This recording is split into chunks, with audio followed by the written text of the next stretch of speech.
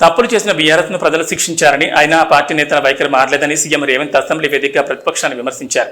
గత ప్రభుత్వం తాండాలను పంచాయతీలుగా మార్చినా రోడ్లు వేయలేదని, విద్యుత్ సౌకర్యం కల్పించలేదని అన్నారు. తాము అన్ని తాండాలకు మండల కేంద్రం నుంచి బీటీ రోడ్లు వేయడంతో పాటు విద్యుత్ సౌకర్యం కల్పిస్తామని అన్నారు. 7 లక్షల ఇళ్లకు గత ప్రభుత్వం త్రాగునీరు ఇవ్వలేదని సీఎం చెప్పారు.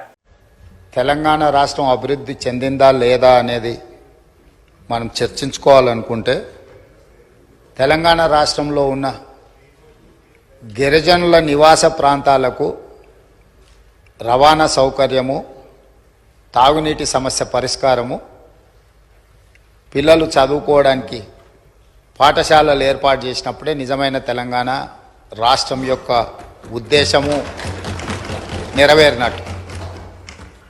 ఈ మధ్యకాలంలో నేను చాలా విషయాలు నా నియోజకవర్గంలో కూడా తమరికి తెలుసు, తమరి పక్కనే ఉంటుంది బొమ్మరాజ్పేట మండల్. దాదాపుగా 72 తండాలు ఉన్నాయి ఒక మండలంలో. చాలా తండాలకు రవాణా సౌకర్యం లేదు, కానీ అవి గ్రామ పంచాయతీలుగా మారినాయి. ఆ ఊర్లో పాఠశాల లేకపోయినా, ఆ ఊరికి రోడ్డు లేకపోయినా, కొన్ని తండాలలో కరెంటు లేకపోయినా మనం వాటిని గ్రామ పంచాయతీలుగా వాటికి హోదా ఇచ్చినాం. అందుకే ఈ ప్రభుత్వం నిశితంగా గమనించి ఈ తెలంగాణ రాష్ట్రంలో ఉన్న అన్ని తండాలలో గ్రామ పంచాయతీలుగా రూపాంతరం చెందిన, గతంలోనే గ్రామ పంచాయతీలుగా ఉన్న తండాలకు ఖచ్చితంగా తండాల నుంచి మండల కేంద్రానికి 100% బీటీ రోడ్డు వెయ్యాలి అని మా ప్రభుత్వం నిర్ణయం తీసుకున్నది.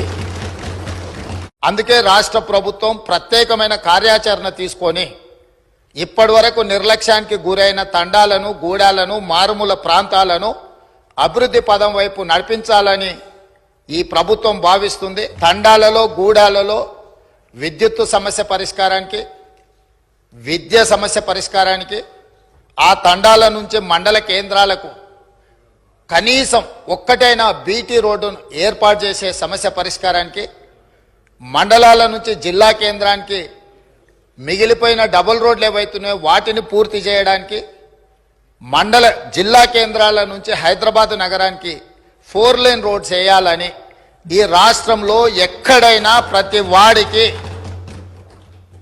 ఒక మంచి రవాణా సౌకర్యం ఏర్పాటు చేయడం ద్వారా ఇవాళ పేదవాళ్ళు కష్టపడి వాహనాలు కొనుక్కుంటున్నారు, కానీ సొంత ఊరికి పోవాలంటే రోడ్డు ఉండడం లేదు.